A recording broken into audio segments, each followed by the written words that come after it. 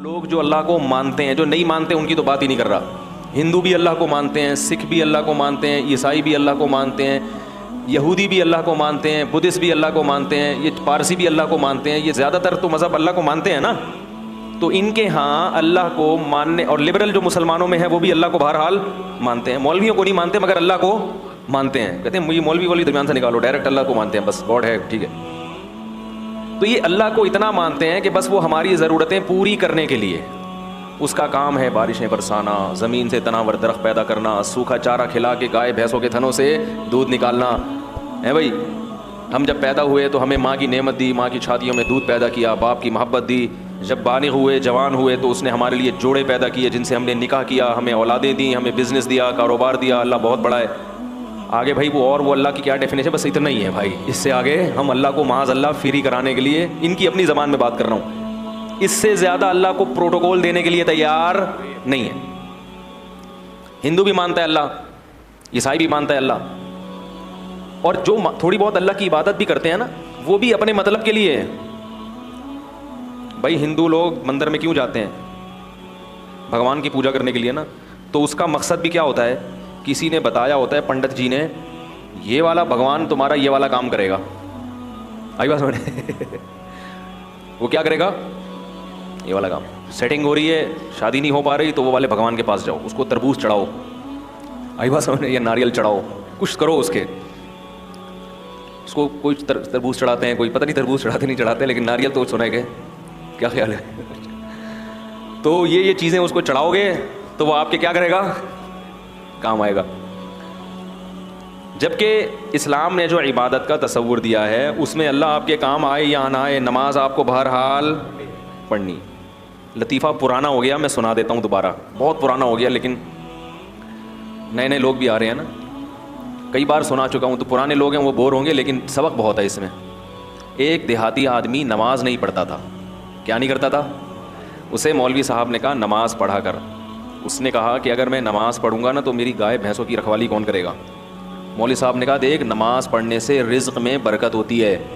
تو نماز جب پڑھے گا تو تیری بھینسیں اور زیادہ دودھ دیں گی کیونکہ اللہ کی عبادت سے برکت ہوگی.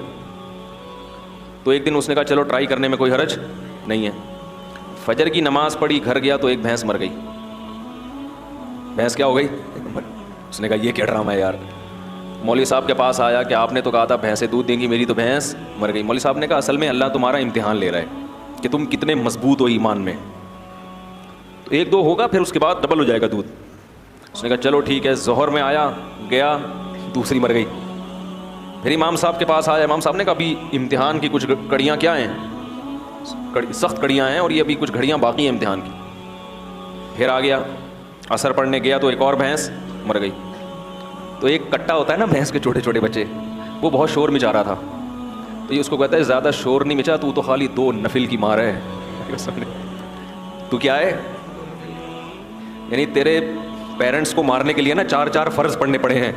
وہ بڑے بڑے بھینسے تھے، تو اتنا سا ہے 2 نفل پڑھوں گا اور مر جائے گا. وہ کیوں نماز پڑھ رہا تھا؟ دانت میں کچھ پھنسا ہوا ہے.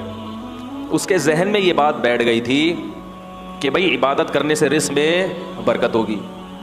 حالانکہ وہ یقیناً برکت ہوتی ہے، مگر عبادت رزق میں برکت کے لیے نہیں کی جاتی. وہ تو کرنی ہے، بھینس مرے یا زندہ رہے. فجر بھی پڑھنی ہے، ظہر بھی پڑھنی ہے، عصر بھی پڑھنی ہے، مغرب بھی پڑھنی ہے اور عشاء بھی پڑھنی ہے. کیوں؟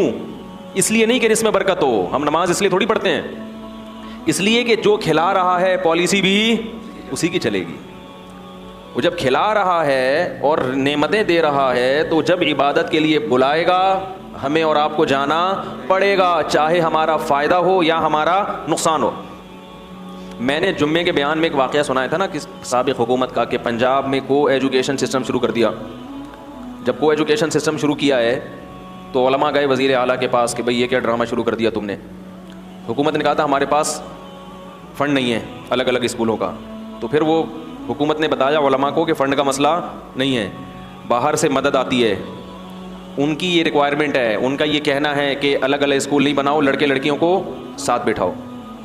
تو علماء بڑے حیران ہوئے یار یہ کیا کر رہے ہو. تو پھر وہ حکومت نے کہا کہ جن کا کھاتے ہیں پالیسی بھی اسی کی چلے گی. بھائی پیسے وہ اسی شرط پہ دے رہے ہیں. تو عجیب بات ہے, یہ IMF سے قرضہ لیتے ہوئے یہ بات سمجھ میں آتی ہے, امریکہ برطانیہ سے پیسے لیتے ہوئے یہ بات سمجھ میں آتی ہے بھائی, لیکن اللہ سے چیزیں مانگتے ہوئے اور اللہ کی چیزیں کھاتے ہوئے یہ بات سمجھ میں نہیں آتی. وہاں کہتے ہیں اللہ کھلائے گا مگر پالیسی کس کی چلے گی؟ بولو بھائی, ہماری چلے گی. قانون کس کا چلے گا؟ ہمارا چلے گا. اصل بات کیا ہے؟ سب کو پتا ہے کہ جتنا اللہ سے کھا رہے ہیں اتنا IMF سے نہیں کھا رہے, لیکن بات یہ ہے کہ وہ لوگ فوراً پکڑتے ہیں اور اللہ فوراً نہیں پکڑتا. میں ذرا یہ دانت صاف کر لوں ورنہ یہ مسلسل جب مجھے پریشان کرتا رہے گا. وہ کہنے لگے کہ کھلاتے وہ ہیں تو پالیسی کس کی چلے گی؟ بولو بھائی, ہماری. تو اللہ تعالیٰ کے کہ ہم کھاتے ہیں مگر اس کے احکام پر عمل نہیں کرتے, اس کی پالیسیوں کو فالو نہیں کرتے. اس کی وجہ یہ ہے کہ دنیا میں جب کسی سے آپ قرضہ لیتے ہیں تو وہ قرضہ روک لیتا ہے اگر اس کی پالیسیوں پہ آپ نہیں چلو گے. جبکہ اللہ کی عادت یہ ہے کہ قرآن میں اللہ نے فرمایا کلن نمد ہؤلاء وہؤلاء, ہم پالیسیوں کو فالو جو کر رہا ہے اس کو بھی کھلائیں گے اور جو نہیں فالو کر رہا اس کو بھی کھلائیں گے. وما کان عطاء ربک محظورا, تیرے رب کی عطا سے کوئی بھی دنیا میں محروم نہیں رہے گا, کیونکہ اگر اللہ نافرمان سے رزق کو روک لیتے تو دنیا میں پھر کوئی بھی نافرمان نہ ہوتا, پھر لوگ مجبور ہو کے اللہ کی عبادت کرتے, اور اللہ کو ایسی عبادت پسند نہیں ہے. بات آ رہی ہے سمجھ میں؟ اللہ کو ایسی عبادت نہیں پسند, ایسی قربانی, یہ قربانی نہیں ہے نا, یہ قربانی ہے ہی نہیں. وہ تو آپ جب دیکھ لو سب کچھ. مشرکین یہ کہا کرتے تھے کہ ہمیں اللہ کا عذاب دکھائیں جس عذاب کا وعدہ کرتے ہیں, تو اللہ نے کیا فرمایا, اگر عذاب دیکھ لیں گے پھر ایمان لائیں گے تو وہ ایمان مقبول, بولو بھائی, نہیں ہوگا. عذاب دیکھنے کے بعد ایمان لاؤ گے تو پھر تو وہ تو سب کو تو وہ تو کہتے ہیں نا بھائی تمہارے تو اچھے بھی مانیں گے, پھر کیا خیال ہے بھائی, پھر تو سب مانیں گے, پھر تو ہندو بھی ایمان لائے گا, عیسائی بھی ایمان لائے گا, کیونکہ اپنے مفاد تو سب کو محبوب ہوتے ہیں. یہاں آزمائش ہے کہ غیب کے پردوں میں ڈال دیا اور اپنی نعمتوں کی بارشیں برسا دیں. IMF اتنا قرضہ نہیں دیتا جتنا ہمیں اللہ کھلاتا ہے فری میں. یہ پانی جو ٹنوں منوں آسمانوں سے برستا ہے, اتنا پانی اگر اللہ اس کا بل مانگنا شروع کر دے تو IMF کے بس میں بھی نہیں ہے کہ یہ اللہ کو اس کا بل پے کرے. ایک بادل جو چھوٹا سا ٹکڑا ہوتا ہے نا, بادل کا ٹنوں منوں وزن ہوتا ہے اس کے اندر ہزاروں پانی کے ٹینکر ہوتے ہیں جو ایک بادل کا چھوٹا سا ٹکڑا لے کے سفر کر رہا ہوتا ہے. یہ جو ہمیں آسمان پہ کالے بادل نظر آتے ہیں نا, چھوٹے چھوٹے ٹکڑے, یہ ہمیں چھوٹے لگتے ہیں, حقیقت میں یہ چھوٹے نہیں ہیں. ماہرین کہتے ہیں کہ بادل کا ایک ٹکڑا اگر ایک جگہ کھڑے ہو کر برسنا شروع کر دے پورے شہر کو تباہ کرنے کے لیے کافی ہے. یہ جو چھوٹے بادل کے ٹکڑے ہوتے ہیں کراچی کے اوپر سے گزرنے بارشوں میں, تو اگر یہ کھڑے ہو کے کراچی پہ برسنا شروع کر دیں کہ بھائی چلو اب یہیں پورے خالی ہو جاؤ, پورے خالی کہاں ہو جاؤ, ادھر ہی, تو ہم پورے بھر جائیں گے, پھر ہم تیر رہے ہوں گے, پھر تباہ ہو جائے گا سب کچھ. چھڑکاؤ ہے ہلکا ہلکا, یہ کیا ہے؟ ہلکا ہلکا. معصرات کہا ہے اللہ نے, نچڑنے والے بادل تھوڑا تھوڑا نچڑتے ہوئے جا رہے ہوتے ہیں, ہلکا ہلکا چھڑکاؤ کرتے ہیں اور ہوا ان کو دھکیل دیتی ہے کہ بس بہت ہو گیا, آگے نکلو آگے, ایک ہی جگہ پہ نہیں برس جانا, کیونکہ اتنا پانی ہے کہ یہ کراچی والے افورڈ نہیں کر پائیں گے, تباہ ہو جائیں گے یہ سب. وہ تھوڑا سا چھڑکاؤ میں ہی آپ دیکھو حال کیا ہوتا ہے. کیا خیال ہے؟ اسی میں لوگ تیرنا, کھارا در غائب ہو جاتا ہے, کھارا در اخبار میں آتا ہے پھر ہے بھائی. ایسا ہی ہوتا ہے نا کراچی میں جب زیادہ بارشیں ہو جائیں, گلستان جوہر مارکیٹ سے شارٹ, ایسا ہی ہوتا ہے. جو بھی نشیبی علاقے ہیں وہ بالکل ڈوب جاتے, اتنا پانی اتنے بڑے شہر میں برستا ہے. فَسَلَكَهُ يَنَابِيعَ فِي الْأَرْضِ, یہ رب کی سخاوت ہے جو جوش مارتی ہے. اور پھر اللہ فرماتے ہیں اس پانی کو ہم زمین پہ برسا کے زمین کو طاقت دیتے ہیں, وہاں سے چارہ پیدا ہوتا ہے. پھر زمین کی دراڑوں میں جہاں بھی زمین کو پانی کو جگہ نظر آتی ہے نا, سوراخ کہیں بھی, پانی اس میں داخل ہوتا ہے. پھر مٹی میں اللہ نے فلٹر لگائے ہوئے ہیں, وہ فلٹر پانی کو ایسا صاف کرتے ہیں جراثیم سے کہ ہزاروں سال بعد بھی مٹی سے پانی نکالو تو وہ آپ کو بالکل تازہ ملے گا پانی, اس میں ذرہ برابر بھی خرابی پیدا نہیں ہوگی. اور پھر اس پانی کو جب زمین میں داخل کرتے ہیں تو کرتے کرتے ایک جگہ جا کے اس کو بریک لگا دیتے ہیں کہ بھائی اس سے زیادہ نیچے مت جانا, کیونکہ انسان کے لیے اس کو زمین میں اسٹور کیا ہے, لہذا اتنا نیچے مت جانا کہ انسان کی دسترس سے باہر ہو جائے. تبھی ہم کنویں کھود کھود کے پانی, بولو بھائی, نکالو, جتنا نکالو اتنا اور آ جاتا ہے, اور آ جاتا ہے, اور آ جاتا ہے. یہ کیا ہے سب؟ KPK میں بعض زمینوں پہ گیا, وہاں ٹیوب ویلیں لگی ہوئی ہیں, پانی آ رہا ہے اور وہ کھیتیاں اس سے آباد ہو رہی ہیں. میں نے پوچھا یار یہ پانی تو میں تو 2 دن سے ہوں, 2 دن سے پانی نکلتا ہوا دیکھ رہا ہوں. انہوں نے کہا آپ 2 دن سے, ہم 40 سال سے دیکھ رہے ہیں. 40 سال سے کیا ہو رہا ہے, ٹیوب ویل سے مسلسل پانی نکل رہا ہے. تو پھر اس کے ہمارے ابا دادا بھی بتاتے ہیں ہم جب پیدا ہوئے تھے تو یہ پانی نکل ہی رہا تھا. اتنا پانی زمین میں. اور صوبہ سرحد جو ہے KPK وہ اونچائی والی جگہ پہ ہے, وہ نشیبی جگہ پہ نہیں. جتنا اونچائی پہ جائیں گے اتنا پانی زیادہ. عجیب بات ہے یا نہیں ہے؟ پانی کی تو صفت ہے نیچے جانا, لیکن کشمیر میں پانی زیادہ ہے اور کراچی میں کم ہے. حالانکہ کراچی سمندر کی سطح کے بالکل برابر ہے, لیکن سطح سمندر سے اوپر جا رہے ہیں تو پانی اور زیادہ ہوتا چلا جا رہا ہے. سوال پیدا ہوتا ہے پانی تو نیچے آتا ہے, اوپر تھوڑی جاتا ہے پانی. لیکن جتنی بلندی پہ, میں ایسے علاقوں میں گیا ہوں 7000 فٹ بلندی, آکسیجن نہیں ہوتی وہاں پہ, سانس لینے میں دشواری, مگر پانی کے چشمے پہاڑوں کی نوک سے پھوٹ رہے ہیں. کیونکہ وہ بھی زمین ہے وہاں, اس کو بھی اللہ نے کیا کرنا ہے, بولو بھائی, آباد کرنا ہے اللہ نے. پہاڑوں کے اوپر پانی جاتا ہے اور بالکل چوٹی سے نکل کے نیچے بہنا شروع ہوتا ہے. اسی وجہ سے اللہ نے کہا ہم نے زمین میں دریا اور چشمے جاری کر دیے. پھر پانی کا ایک الگ سسٹم ہے, جیسے بالکل ہم لوگ چیزیں اسٹور کرتے ہیں نا بھائی, جیسے ہم بقرعید کے گوشت سے حلیم پکاتے ہیں نا محرم میں تو نہیں پکاتا, یہ لوگ پکاتے ہیں, تو وہ کہاں اسٹور کرتے ہیں, فریج میں.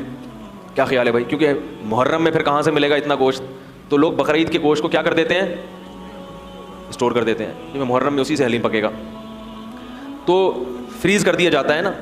ایسے ہی گرمیوں میں پانی کی ضرورت زیادہ ہوتی ہے, تو اللہ تعالیٰ کیا کرتے ہیں کہ جو ٹھنڈے علاقے ہیں وہاں پانی کو برف کی شکل میں اسٹور کر دیتے ہیں.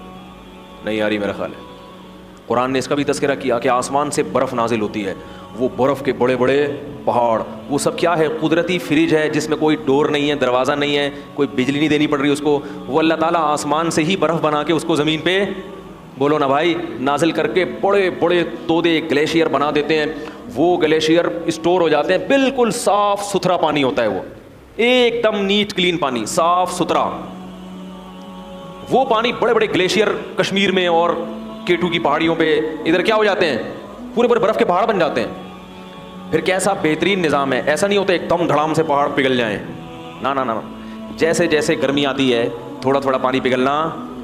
وہ پانی پگھل کے پہلے چھوٹی چھوٹے چشموں میں, پھر نہروں میں, پھر بڑے بڑے دریاؤں میں, پوری دنیا کو سیراب کرتا ہوا کہاں سے چلتا ہے اور کدھر سمندر میں آ کے, بولو بھائی, گرتا ہے. پھر وہ یہ سب کو سیراب کرتا ہوا ہے, کیونکہ اللہ کو پتا ہے پوری دنیا کو آباد کرنا ہے میں نے, سب کو سیراب کرتا ہوا. وہ سر جانور بھی پی رہے ہیں, انسان بھی پی رہے ہیں, کپڑے بھی دھل رہے ہیں, ڈبکیاں بھی لگ رہی ہیں, اس میں مچھلیاں بھی پیدا ہو رہی ہیں, ان مچھلیوں کو خوراک بھی مل رہی ہے, شکار بھی ہو رہا ہے, اور اس سے جو جنگلات ہیں ان کو بھی پانی مل رہا ہے. پھر اس سے جناب گندم کی کھیتیاں بھی سیراب ہو رہی ہے. سندھ کے پورے باغات انہی نہروں سے, تو وہ جو آ رہی ہیں وہاں سے انہی نہروں کو کاٹ کاٹ کے پورے پورے باغات کو سیراب کیا جاتا ہے. وہ پانی ہوتے ہوتے ہوتے ہوتے سمندر میں آ کے گرتا ہے. پھر سورج اس پانی کو پکاتا ہے, سمندر کے پانی کو دوبارہ پکاتا ہے. پھر وہ میٹھا پانی دوبارہ بادلوں میں جاتا ہے. پھر وہ منو ٹن بھرے ہوئے بادل, اللہ ہوا کو کہتا ہے چل بھائی واپس چل, جہاں سے آیا تھا ادھر واپس. پھر وہ وہاں جا کے برسے گا, کچھ تو لیکوڈ مائع کی شکل میں برسے گا اور کچھ برف بن کے جو بہہ جائے گا, اور پھر برف بن کے آہستہ آہستہ پگھلتا رہے گا. اللہ تعالیٰ پوری دنیا کو آدم علیہ السلام کے زمانے سے پانی پلاتے چلے آ رہے ہیں. یہ پانی کم ہونے کا نام نہیں لے رہا. اتنا زبردست سسٹم ہے نا بارش کا. ایک سائنسدان نے کہا ہے کہ یہ جو بارش کا نظام ہے نا, یہ اتنا پیچیدہ اور اتنا دلچسپ نظام ہے کہ یہ نظام خود بخود وجود میں نہیں آ سکتا. یہ غیر مسلم کے الفاظ ہیں. اور ہمارے یہاں کیا کہتے ہیں, پانی ختم ہو رہا ہے, نسل کو بولو بھائی روکو. پانی ختم نہیں ہو رہا, یہ الو بنانے کی باتیں ہیں. کیونکہ پانی ختم جب ہوگا جب وہ فنا ہو رہا ہو. پانی ایک حالت سے دوسری حالت میں تبدیل ہو کے بالآخر کہاں جاتا ہے, سمندر میں, پھر دریا. وہ سارا سائیکل ہو رہا ہے, یہ پورا چکر ہے, یہ ضائع ہوتا ہی نہیں ہے. اور کتنے لاکھوں گیلن کروڑوں گیلن پانی سمندروں میں ضائع ہو رہا ہے. تو ہماری حکومتیں اپنی سستی کہ بھائی پانی کو اسٹور کرنے کا کوئی انتظام نہیں ہے, ڈیم بنانے کی بات کرو تو سیاسی جھگڑے. کیا خیال ہے, تو پانی کو اسٹور کرنے کا خود کا کوئی انتظام ہے نہیں, اور ڈال دیتے ہیں کس پہ کہ نسل روکو. آئی بات سن. یہ ایسے ہی جیسے گھر میں کوئی سست باپ ہو نا, سست باپ, ٹھیک ہے نا, بیگم نے اپنے سسرالیوں کو بلا لیا, اپنے میکے والوں کو دعوت کے لیے. اب اتنا بڑا کولر رکھا ہوا ہے لا کے, کہا جا رہا ہے بھائی گھر میں 20 افراد آ رہے ہیں تو آپ ایسا کریں اس کو بھرنے کا انتظام کر لیں. تو آپ سستی میں وہ تو کولر بھرنے کے لیے تیار نہیں ہے, آپ کہہ رہے ہیں 20 افراد کے بجائے 5 کو بلاؤ. کس کو بلاؤ؟ 5. تو یہ اس لیے نہیں کہ پانی کی کمی ہے, یہ اس لیے کہ آپ کیا ہیں, سست. تو حکومت جب کہتی ہے نا کہ نسل روکو, پانی کے ذخائر کم ہو رہے ہیں, تو یہ حکومت اپنی سستی کس پہ نکال رہی ہے؟ ہم اور آپ پہ نکال رہی ہے. نہیں یاری میرا غلط بات سمجھ. تو اللہ کی طرف سے رزق برس رہا ہے, ہم پانی بھی پی رہے ہیں. اگر ایک پانی اللہ روک لینا, خدا کی قسم IMF قرضے دینا چھوڑ دے, اتنا نقصان نہیں ہے, کھاتے پیتے پھر بھی رہو گے, لیکن ایک پانی آسمان سے برسنا ختم ہو جائے تو دیوالیہ نکل جائے انسانوں کا. لوگ ان ڈالر اور سونے اور چاندی کے سکوں کو بھول جائیں گے. اکثر میں ایک واقعہ بیان میں سناتا ہوں. ایک بادشاہ نے ایک بزرگ سے کہا کہ میں آپ کو اپنی آدھی سلطنت گفٹ میں دینا چاہتا ہوں. کس میں دینا چاہتا ہوں؟ آپ کو آدھی سلطنت مل جائے تو آدمی تو خوشی سے بے ہوش ہو جائے نا. ان بزرگ نے کہا کہ میری نظر میں تیری اس سلطنت کی قیمت مچھر کے پر کے برابر بھی نہیں ہے.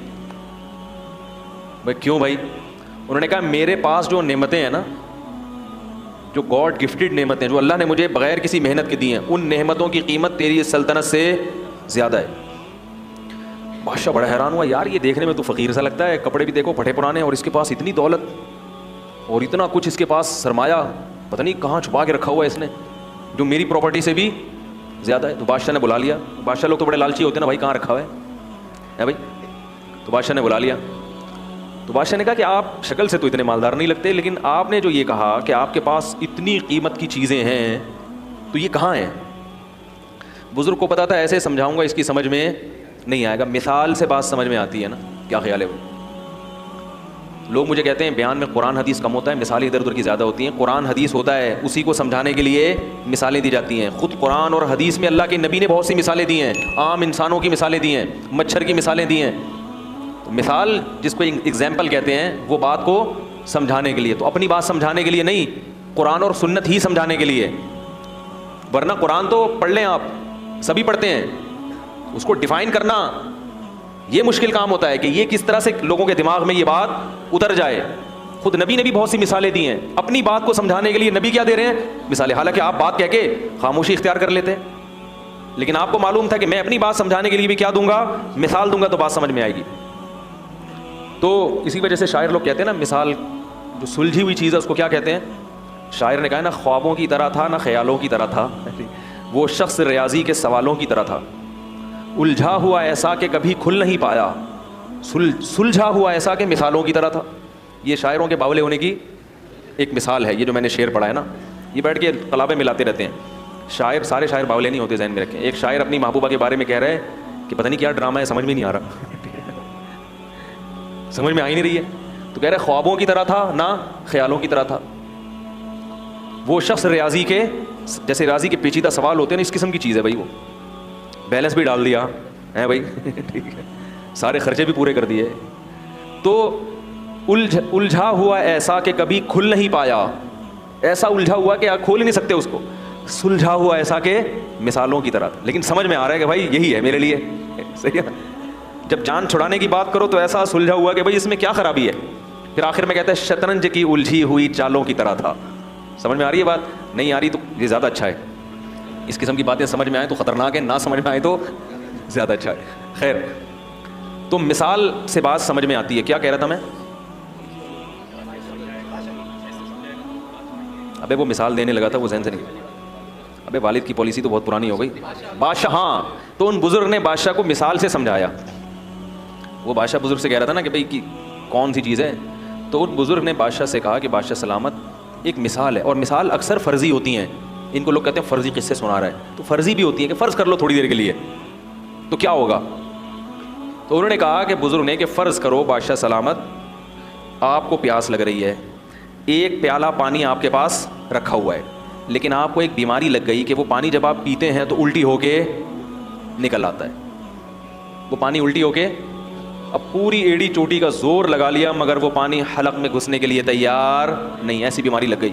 تو بادشاہ سلامت آپ کیا کرو گے؟ بادشاہ نے کہا علاج کروں گا بھائی, الٹیاں رکیں.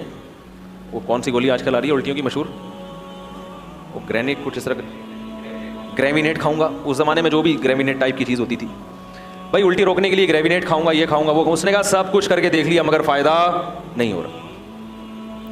بزرگ نے کہا پھر ایک حکیم آتا ہے آپ کے پاس, تو وہ حکیم کہتا ہے کہ میں آپ کا علاج گارنٹی کے ساتھ کروں گا, لیکن شرط یہ کہ مجھے اپنی آدھی سلطنت دے دو, اس کے بغیر میں آپ کا علاج نہیں کروں گا, چاہے میری گردن اڑا دو. اور علاج شرطی ہے, اگر علاج نہیں ہوا تو میری گردن اڑا دینا. بادشاہوں کا کام تو پہلے یہی ہوتا تھا, یہ ہو گیا تو گردن اڑا دو, نہیں تو سمجھ رہے ہیں. تو بادشاہ نے کہا بھائی اگر اس قسم کا حکیم آئے گا اور مجھ سے آدھی سلطنت مانگے گا تو بزرگ نے کہا اپنی آدھی سلطنت دے دو گے؟ بادشاہ نے کہا دینی پڑے گی بھائی, کیونکہ اس سلطنت کا میں کیا کروں گا کہ پانی حلق میں, بولو نا یار, اتر ہی نہیں رہا, کیا کرنا ہے اسی سلطنت, مر جائیں گے ویسی پیاس سے اور تڑپ تڑپ کے مریں گے. اس نے کہا چلو جی, آپ نے آدھی سلطنت اس کو دی اور اس نے کوئی ایسی دوا کھلائی, اب وہ پیالہ آپ کے حلق میں اتر گیا. اب اگلا پروسیس کیا ہے, پیشاب بن کے نکل جائے. اب وہ وہاں رک گیا, پیشاب بند ہو گیا, اب وہ پانی پیشاب بن کے نکلتا نہیں. اب کیا کرو گے؟ بادشاہ نے کہا بھائی علاج کریں گے. کیا خیال ہے, پتھری وتھری ہے, کیا چکر ہے بھائی؟ تو کہا علاج کر کر کے تھک گئے مگر وہ پیشاب نہیں نکل رہا, تو کیا کرو گے؟ وہی حکیم آیا اور کہنے لگا کہ آدھی بقیہ بھی دو گے تو کیا کروں گا, دوا کھلاؤں گا اور یہ پیشاب نکل جائے گا. بادشاہ نے کہا بھائی کیا کرتا, پیشاب سے تو مر جائے گا نا تکلیف سے انسان, یہ عذاب سے مرنے سے بہتر ہے کہ غریب ہو کے زندہ رہ لے آدمی. بادشاہ نے کہا اپنی آدھی سلطنت بھی اس کو دے دوں گا. بزرگ نے کہا یہ ہے تیری سلطنت کی اوقات, ایک پیالہ پانی اور ایک پیالہ پیشاب, اس کے برابر ہے تیری سلطنت. میرا رب مجھے روزانہ درجنوں گلاس پانی پلاتا ہے فری میں, اور پیشاب بنا کے نکال دیتا ہے فری میں. میرے رب نے مجھے جو نعمتیں دی ہیں وہ تیری سلطنت سے کئی گنا زیادہ قیمتی ہیں, لہذا میں تیری سلطنت پہ رال ٹپکا کے اپنے رب کو ناراض نہیں کر سکتا. کاش یہ بات ہماری سمجھ میں آ جائے, کاش سمجھ میں آ جائے. ہر آدمی رو رہا ہے, ہائے یہ ہو گیا, ہائے غربت, ہائے مہنگائی, ہائے یہ ہو گیا, ہائے یہ ہو گیا. ہم نے پریشانیاں دیکھی نہیں ہیں, سمجھ میں آ رہی ہے بات؟ اس لیے ہمیں ہری ہری سوپ, جب پیٹ بھرا ہوا ہوتا ہے نا تو پھر بہت زیادہ مزے کی سوچتی ہے انسان کو. آج غربت مسئلہ نہیں ہے دنیا کا, یاد رکھو. ہیں غریب وہ بہت تھوڑے ہیں, اور وہ بہت بڑے بڑے غریب بھی موجود ہیں, لیکن جو میجورٹی ہے ان کا مسئلہ غربت نہیں ہے, ان کا مسئلہ ناشکری ہے. اور اس ناشکری کا کوئی علاج نہیں ہے, جتنا بھی کھا لو گے, جتنا اچھا پہن لو گے, مگر پھر بھی منہ کیا رہے گا. قرآن نے مثال دی ہے نا, ان تحملہ یلہث او تترکہ یلہث. اللہ نے کتے کی مثال دی ہے کہ اس کے سامنے بوٹی ڈالو تو بھی زبان اس کی لٹکی ہوئی ہے, پیٹ بھرا ہوا ہو تو بھی زبان لٹکی رہے گی, اور پیٹ خالی ہو تو بھی زبان لٹکی رہے گی اس کی. یہ حال ہو گیا ہے. دیکھتے نہیں اپنے حکمرانوں سے سبق نہیں لیتے؟ 5 ارب ڈالر قرضہ واپس کروایا جا رہا ہے. باتیں ہو رہی ہے واللہ عالم ہے یا نہیں, لیکن اگر یہ سچ ہے تو یہ کم ہے. 5 ارب ڈالر یعنی سوچنے میں آتا ہی نہیں ہے کہ کتنا ہوگا. ارے 1 ارب پتہ ہے کتنا ہوتا ہے؟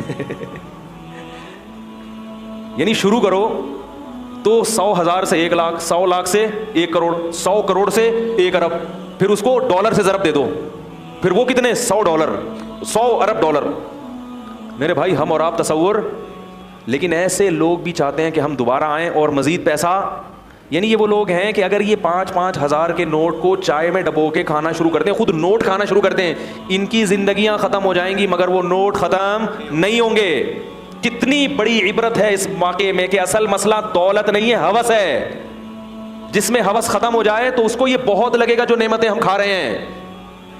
یہ جو اولاد روکنے کی بات کرتے ہیں, ہوس کے مریض ہیں. یہ چاہتے ہیں ہم کروڑ پتی ہو جائیں, ہمیں ایک دھیلا بھی اپنی اولاد پہ خرچ نہ کرنا پڑے. اور جس کو سمجھ میں آ گیا کہ رازق اللہ ہے اور جو رزق ہمیں مل رہا ہے بہت ہے, وہ میرے بھائی درجن بچوں پر بھی پریشان, بولو بھائی, نہیں ہوگا. وہ نہیں ہوگا پریشان, وہ اس پہ بھی خوش ہوگا. تو یہ جو ہماری باتیں ہیں نا, یہ جب سمجھ میں آئیں گی جب دنیا کو کیا سمجھیں گے, مسافر خانہ, اور اللہ کی نعمتوں کی قدر کریں گے. یہ دماغ میں بٹھا لیں کہ ہم میں سے ہر شخص کو اللہ نے بہت سے بھی زیادہ دیا ہے. اللہ میرے شیخ کی مغفرت فرمائے, آخر عمر میں بیمار ہو گئے تھے, 78 سال کی عمر میں بہت شدید بیمار ہو گئے. ایسے بیمار ہو گئے کہ بس لگ رہا تھا کہ اب ان کی موت واقع ہو جائے گی. حضرت کا چہرہ بہت کھلا رہتا تھا. جو حضرت سے کو ملے ہیں نا, ہمارے شیخ کے ساتھ رہے ہیں, بڑے بزرگ تھے, ان کا چہرے پہ بڑی رونق تھی, ہر وقت خوش رہتے تھے. غم صرف ایک آخرت کا تھا, ان کو چہرے پہ سرخی تھی ان کے. بڑا اللہ نے ان کو چہرہ بھی نورانی دیا, اور اعمال تو ایسے کہ گناہ کا تصور بھی نہیں کر سکتے تھے, وہ اتنے تقویٰ ان کا مشہور تھا. 60 سال غربت میں گزارے انہوں نے. کتنے؟ اور ایسی غربت کہ انڈا خریدنے کے پیسے بولو بھائی نہیں. یہ واقعہ حضرت جب سناتے تھے تو فرماتے تھے مجھے ڈر لگتا ہے کہیں یہ واقعہ بیان کرنے سے ناشکری نہ ہو جائے, کہ اللہ یہ نہ کہے کہ تو غریب تو تھا نہیں تو اپنی غربت بیان کیوں کر رہا ہے. فرماتے تھے اس لیے بیان کر رہا ہوں تاکہ آپ لوگوں کو عبرت ہو کہ میں 2 وقت کی جو روٹی ملتی تھی دال کے ساتھ اس کو اللہ کی بہت بڑی نعمت سمجھتا تھا. ذاتی گھر کا تو تصور بھی نہیں کر سکتے تھے وہ. ان کی اہلیہ بیمار ہوئیں, ڈاکٹر کے پاس لے گئے. ڈاکٹر نے کہا ان کو پھل فروٹ کی ضرورت ہے, کیا کھلاؤں؟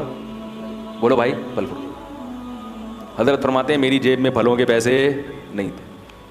سمجھ میں آ رہی ہے بات؟ پھلوں کے پیسے, اگر ہم میں سے کسی جیب میں پھل کے پیسے نہ ہوں پھر لوگ اس کو تانے دیں گے جب تیرے بھائی اتنے پیسے شادی کیوں کی تو نے, وہ بچہ پیدا ہونا تو پھر اور ہی عجیب بات ہے.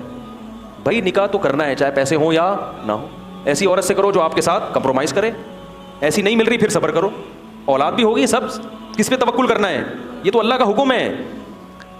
فرماتے ہیں انڈے بیچنے والا آتا تھا محلے میں, تو ایک دن ہمارے گھر آیا, دروازہ بجایا کہ آپ کتنے انڈے لیں گے روز. ٹھیک ہے. حضرت فرمایا میں نے کہا کہ ہمارے ہاں انتظام ہے. گول مول بات کی, یہ نہیں کہا کہ میرے پاس تو پیسے ہی نہیں ہے تو اپنی غربت کیوں کسی کے سامنے ظاہر کریں. فرمایا میں اپنے آپ کو اس وقت سیٹھ سمجھتا تھا. کیا سمجھتا تھا؟ سیٹھ. فرمایا تھوڑا سا عام آبادی سے ہٹ کے رہتا تھا میں, یہ دکھانے کے لیے کہ میں کیا ہوں, میں غریبوں میں ٹھیک ہے غریبوں میں نہیں رہوں گا میں. حالانکہ کہتے ہیں سب سے زیادہ غریب میں ہی تھا محلے میں. اتنے خوش, تو بیگم کو سیب کھلانے کے پیسے نہیں تھے.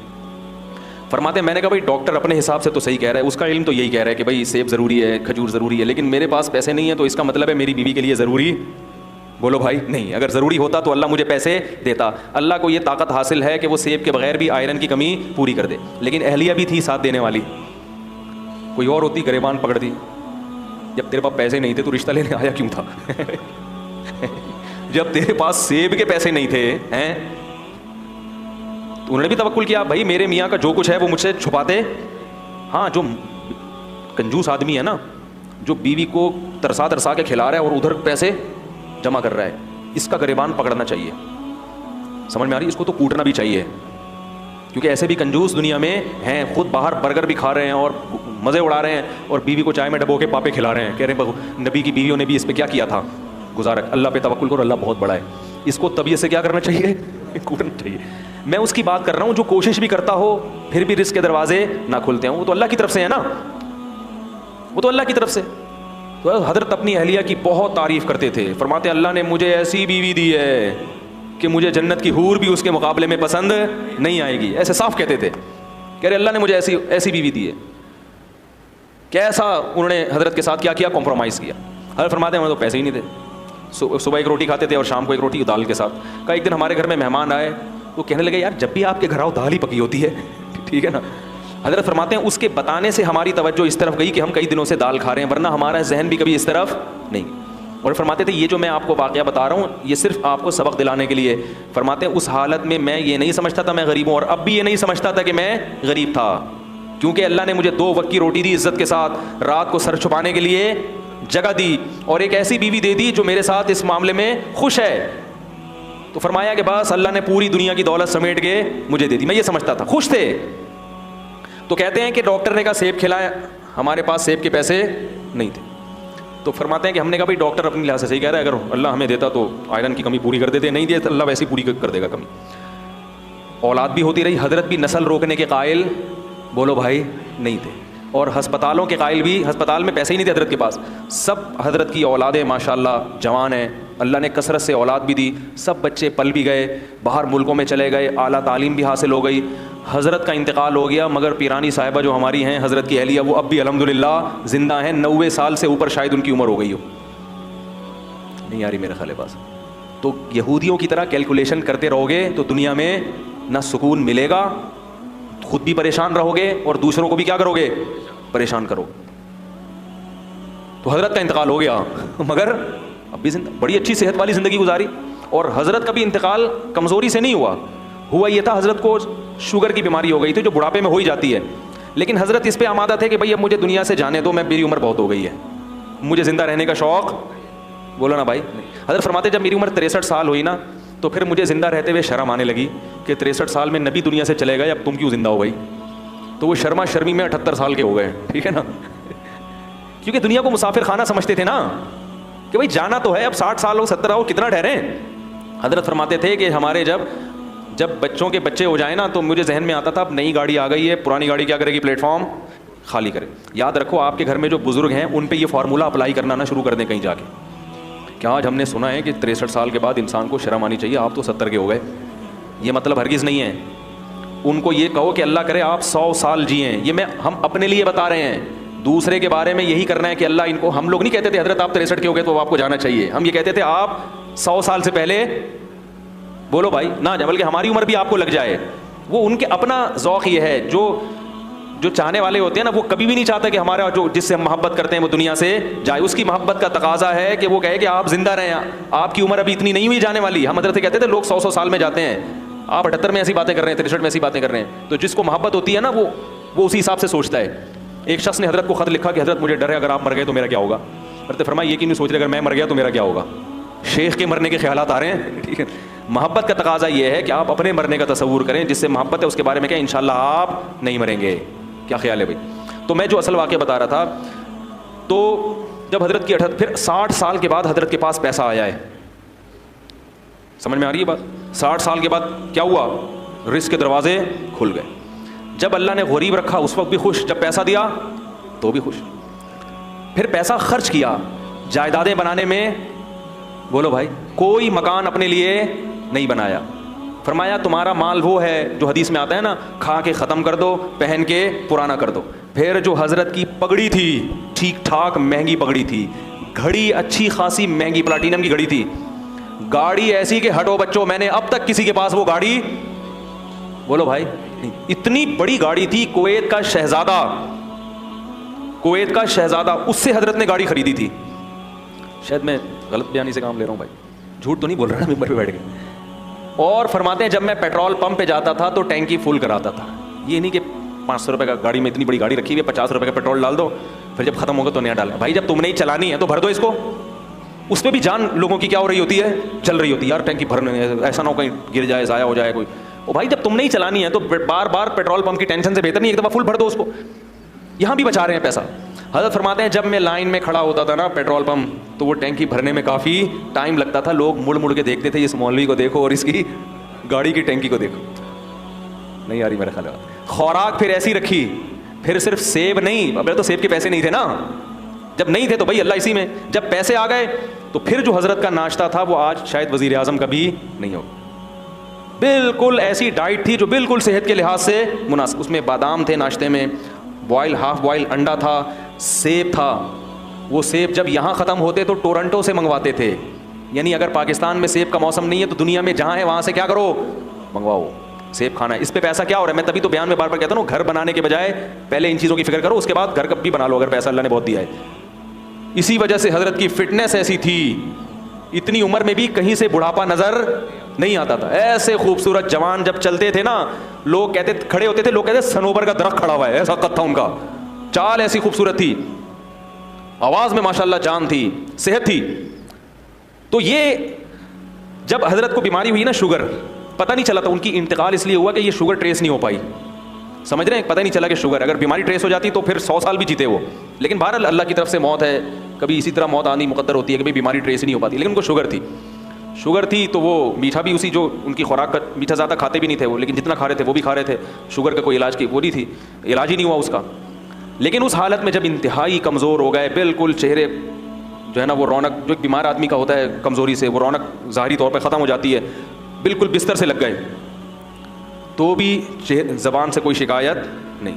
جب ہم جاتے نا اس کے لیے عیادت کے لیے, تو فرماتے کہ میں کس منہ سے شکایت کروں کہ میں بیمار ہوں, میں کمزور ہوں. اللہ نے ساری زندگی اتنا اچھا کھلایا پلایا, اب اگر اللہ نے تھوڑی سی آزمائش دیتی ہے تو اس آزمائش کو بیان کرتے ہوئے شرم آتی ہے. سمجھ میں نہیں آ رہی میرا خیال.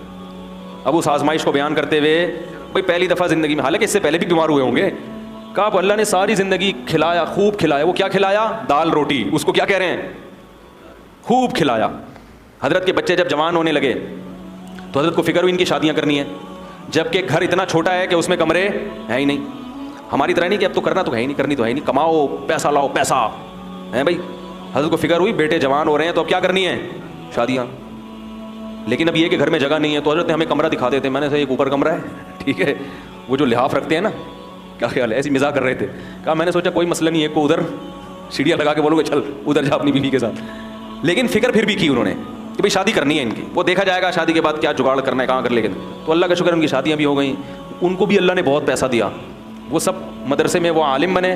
اس کے بعد اتنا اچھی علمی استعداد تھی کہ مدینہ یونیورسٹی سے ان کو بلاوا آ گیا ان کا, مدینہ یونیورسٹی چلے گئے. وہاں سے حکومت سعودیہ کی طرف سے دوسرے ملکوں میں دورے پہ بھیج دیے گئے. وہ بھی اچھا خاصا ماشاءاللہ ان کے پاس اللہ نے رزق کے دروازے ان کے لیے کھولے.